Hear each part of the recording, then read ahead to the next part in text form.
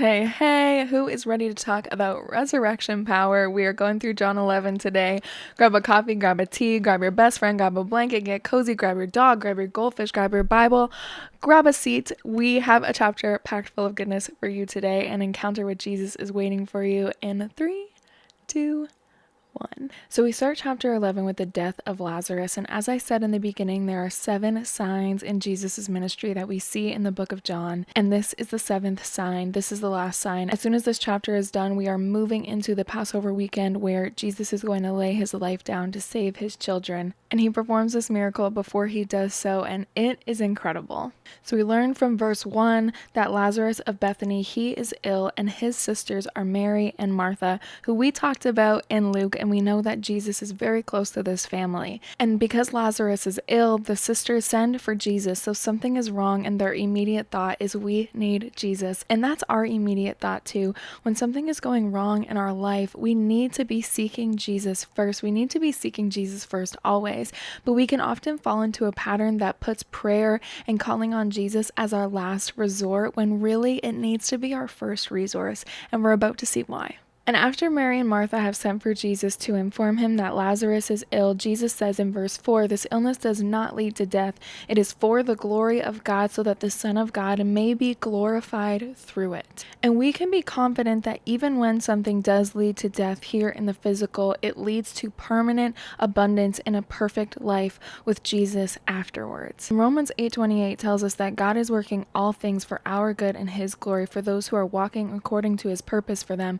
So we know that God's glory is moving throughout our lives always. Even if we can't understand it, we know that the glory of God is going to be there, and we know that God uses all things, the works of the enemy, the works of the world, the works of the flesh. He uses everything for our good and his glory if we let him. So no matter what we're facing, we know that we will see God's glory in it if we believe, if we let that happen. You could very well make a fleshly choice to ignore the works of God and to sit in that discomfort, to sit in that pain and not see Jesus in it. But I promise you, Jesus is in it. And in those times when the pain seems so thick that we don't know what to do and we can't get ourselves out of it, and how could we ever possibly understand such tragedy, we can pray, Jesus, open my eyes to see where you are. Jesus, open my eyes to see your hand moving. Open my eyes to recognize your glory, because I know that it's here. When we have faith that God is glorified always, we will see that come to pass in our lives. And verse 5 tells us that Jesus loved Mary and Martha and Lazarus, and this is a great reminder that Jesus loves us. We get to spend every single day with Jesus, and he adores his children.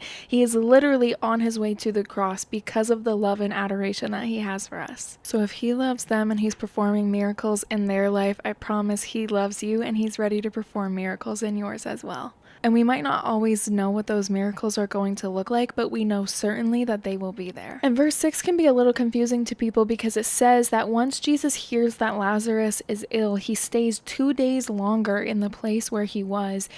And what it looks like is Jesus prolonging the suffering of Mary and Martha and the people who are affected by Lazarus' death, which is true. He is extending that suffering, and it is being prolonged, but it's being prolonged for a reason. And this goes to show us that delays are not denials. And it goes to show us that through our suffering, we can trust in the work that Jesus is doing. Even if he's not showing up right away, even if he's not coming to the scene right away, God is always on time. He may not come when we call, but he will always come on time. And we're going to see later that there was divine reasoning why Jesus is waiting 2 days. And after these 2 days pass, he tells his disciples, let us go to Judea again. And the disciples say to him, but the religious leaders are literally trying to kill you. Are you sure you want to go to this place? And Jesus responds in verse 9 saying, if anyone walks in the day, he does not stumble, because he sees the light of this world. And verse 10, but if anyone walks in the night, he stumbles because the light is not in him. And what this shows us is that there is always enough time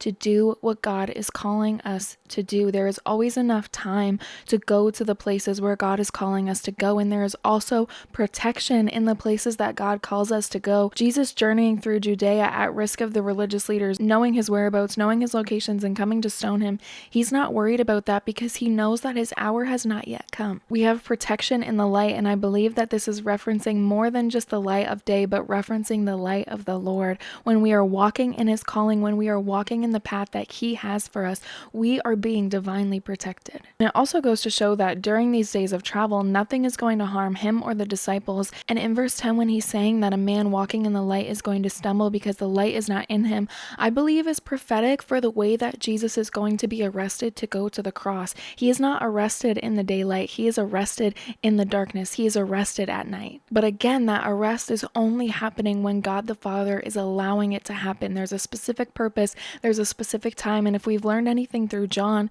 we've learned that God is so intentional with everything that he does, every feast, every weekend, all of the things that he says. He's so deeply intentional. So Jesus needs to go to the cross on the Passover weekend, and that's exactly what we're going to see. Nothing in the world can stop God's divine purpose. Jesus then continues on to say to his disciples, our friend Lazarus has fallen asleep, but I go to awaken him. And the disciples take this as he's physically sleeping and he's actually getting rest. But Jesus was talking about his death, and he says in verse 14, Lazarus has died, and for your sake I am glad that I was not there, so you may believe. And this shows us a couple of things. Jesus being glad that he wasn't there shows us that we can pass into deeper suffering, deeper mourning, knowing that God will be glorified more, knowing that when Jesus isn't showing up right away, it's because his glory is going to come to pass through this situation in a way that is much greater than we can possibly think. God does not create our suffering, but he will use our suffering for his glory, for our good. And in this case, he's using it for one of the most beautiful things we can ever possess, which is faith. And that's the other thing that this verse really shows us, is that Jesus cares about our faith. Our faith matters to him. He wants to grow our faith. He wants to increase it. He wants us to become stable in it. And faith is something that you can pray for. And I encourage you to pray to Jesus every day. Jesus, grant me more faith. Give me the gift of unshakable faith. And it will come. And let me tell you, it is not always going to come easy. When you start praying for more patience, when you start praying for more faith, those things are going to be tested so that you can build that unshakable faith. Jesus doesn't just give us things. He lets us experience true human life in creation so that we can develop these skills, so that we can develop faith, develop trust in the one who created us. And in verse 16 it says, so Thomas, called the twin, said to his fellow disciples, let us also go so that we may die with him. And what he says is so important, because we too say, let us go so that we may die with him. We say every day we die to ourselves so that we can be more like Jesus, so that we can be raised up in new life like Jesus. And that's what happens when we're baptized. When we go under that water and we come back up, we're identifying with the death and resurrection of Christ. The old has passed away and the new has come. And speaking of resurrection, we are going to hear about it from Jesus himself in this next section. And at this point, he has arrived in Bethany and he finds that Lazarus has been in the tomb for 4 days. And this is important because we remember that he stayed an extra 2 days where he was in order to come here. But there was a Jewish superstition at the time that the soul of a body remained around the grave for 3 days trying to get back into the body. So if a person was raised within 3 days, it would have followed that superstition. But now, because it's been 4 days in the tomb, the superstition has no hold. So the miracle that Jesus is going to do will have to be believed that he has resurrection power. So the 2 days that he stayed where he was to allow his glory to magnify in this instance. All of it was for divine timing. And Martha comes to Jesus and she says, Lord, if you had been here, he wouldn't have died. And she says a remarkable statement of faith to him in verse 22. But even now I know that whatever you ask from God, God will give you. She is showing the faith that she has, not only in Jesus, but in his relationship with God the Father. And what a beautiful statement it is that whatever Jesus is asking of God, God gives to him, because Jesus is our ultimate intercessor. We see from Romans 8:34 that Christ Jesus is the one who died, more than that, who was raised, who is at the right hand of God, who indeed is interceding for us. Jesus is constantly going to God the Father on our behalf to advocate for us. And Hebrews 7:25 says, consequently, he is able to save the uttermost who draw near to God through him, since he lives to make intercession for them. Jesus lives to speak on our behalf, and we also see that he's interceding for us in 1 John 2 verse 1, where he says, but if anyone does sin, we have an advocate with the Father, Jesus Christ the righteous. Jesus is for us. So when he is praying to God the Father and Martha is saying, whatever you ask of God, God will give you, we take heart in that and we can have confidence in that. God has ears for us, of course, but he also has incredible ears for Jesus. And Jesus is praying with you and he's praying for you always. And Jesus then tells Martha that her brother is going to rise again. And Martha tells Jesus that she knows that he will rise in the very end when all of the righteous are resurrected. But Jesus isn't talking about that resurrection. Jesus is talking about the resurrection that he is about to perform right now. And he says to her in verse 25, I am the resurrection and the life. Whoever believes in me, though he die, yet shall he live. And everyone who lives and believes in me shall never die. We might experience a death on earth, but our soul will never know what it's like to die. It will always be alive with Jesus. And Jesus again says to her in verse 26, do you believe this? He's looking, he's pressing for her faith. He wants to see it. Jesus loves to seek our faith. He cares so much about it, and our faith is so important to him. And we're about to learn that Jesus is the champion over death. And after Martha tells him that she does indeed believe in him, she goes to her sister Mary and she says, the teacher wants to speak to you. And it's interesting because she's referring to Jesus as the teacher, and rabbis would not teach women at this time. So we know that Jesus is different in this aspect. We know that Jesus has a special place in his heart for the women and that we have a place in the ministry of Jesus Christ. And when she says in verse 28, the teacher is here and calling for you, verse 29 tells us that Mary rose quickly and went to him. And this is how we need to be responding to Jesus. When he calls you, when he has a call on your life, we stand, we arise, and we go to him. We go to him right away and we say, Jesus, what is our role in this? What are our steps? Order our steps. You're the author of today. You're the author of tomorrow. We rise quickly and we go to him. We answer his call. And Mary says something very similar to Jesus that Martha said in verse 32, Lord, if you had been here, my brother would not have died. And verse 33 tells us that Jesus saw her weeping. Jesus sees us. Weeping is this hysterical crying out of the soul in pain, in agony, and Jesus sees that. Jesus sees every single one of your tears, every single one that you've cried, every single time that you have screamed out for help for him. He has seen that. And not only does he see her weeping, but he sees those who came with him also weeping. And it says that Jesus was deeply moved in his spirit and deeply troubled. And verse 35 tells us that Jesus wept. Despite knowing that Lazarus is going to rise, Jesus still wept. And this tells me that he feels our emotion. He knows the outcome of our life. He knows that we are going to be just fine. He knows the strength that we need to get through.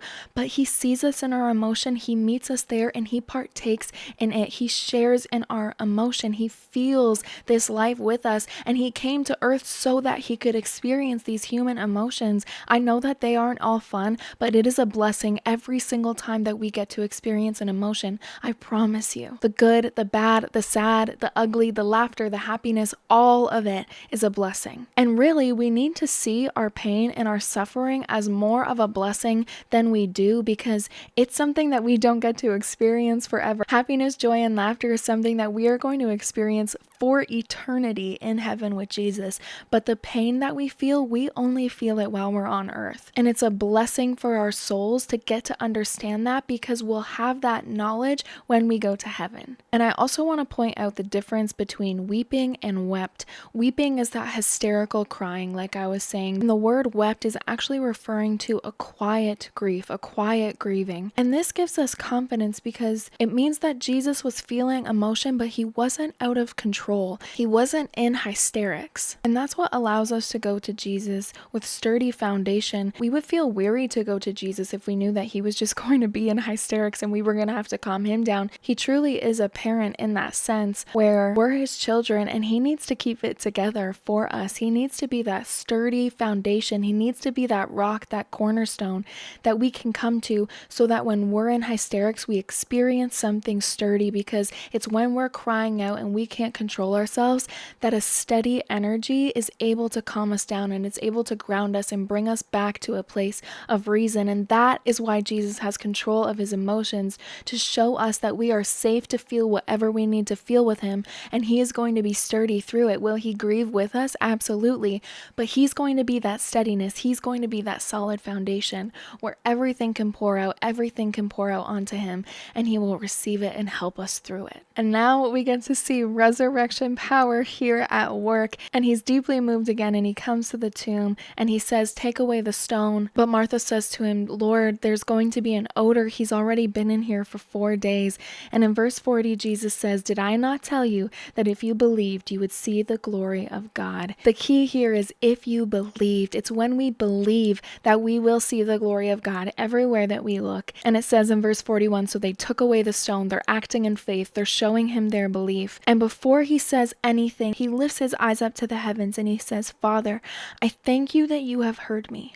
Jesus is thanking God for hearing him before he has said anything. He hasn't even seen Lazarus rise. He hasn't given the command, but he's thanking God that God heard him. And we do the same. When we are asking for something, we know that God's ears are open to the sound of our voice, and we can thank him always for hearing us because we know that he does. Verse 42 says, I knew that you always hear me. He's always hearing us. He's always listening to us. But I said this on account of the people standing around, that they may believe that you sent me. So before a miracle is performed, Jesus is thanking God the Father, and he's thanking him with confidence. And after he had said these things, he cries out with a loud voice, Lazarus, come out. And we see from Romans 4:17 that in the presence of God in whom he believed, who gives life to the dead and calls into existence the things that do not exist, Lazarus, his soul, his spirit in his body did not exist, but Jesus is calling it into existence. The same way that he is calling you and I into existence. Come alive, my child. Step out of your tomb. And verse 44 says, the man who died came out, and his hands and his feet were bound with linen strips, and his face wrapped with cloth. And Jesus said to them, unbind him and let him go. We come out of our tombs this way. We come out still bound by death, still in the clothes of death. We come out of our tomb with Satan trying to grip onto us whatever he can to keep us in our grave, to keep us in our grave clothes. And Jesus says, unbind my child and let them go. And we're ending chapter 11 with the plot to kill Jesus finally coming to pass. So we see that many of the people who saw Lazarus get raised from the dead are astonished and they believe, but there are, of course, people who go and tell our beloved friends, the Pharisees, exactly what happened. So the Pharisees gather the council and they say, this man is performing many signs, and if we let him go on like this, everyone is going to believe in him. And then we learn that the high priest Caiaphas has said, you know nothing at all, nor do you understand that it is better that one man should die for the people, not that the whole nation should perish. And then John comes in to explain to us that he didn't say this of his own accord, but being a high priest that year, in verse 51, he prophesied that Jesus would die for the nation. So as Caiaphas is speaking literal death over Jesus, he's prophesying God's divine purpose. And it's after this that they make plans to put Jesus to death. And Jesus therefore no longer walked among the Jews. He went to a small town that was north of Jerusalem, right near Samaria. And we see from verse 55 that the Passover of the Jews is at hand, and many go out from the country to Jerusalem before the Passover to purify themselves. And after this, we are officially on the journey of Jesus going to the cross. That brings John 11 to a close, and what a powerful chapter it was. We saw the last sign, we see resurrection power, we see Jesus's humanness, we see him weeping, we see him feeling with us, and we just see the way that he comes to the places where we are. He comes to our level, he gets on his knees, he sits with us, he feels with us, he loves us, and this is what he's here for. He's here to do life with us. I hope that you had an encounter with Jesus today during John 11. It is Friday today, which means that there is no chapter tomorrow or on Sunday, but we will be back here on Monday for John chapter 12. I cannot wait. I hope you have a blessed weekend. I hope that Jesus is everywhere that you look. I pray that his face, his light shines upon you, and that you walk in the comfort knowing that you will never, ever be snatched from his hand. I will see you on Monday. I love you so much. Bye.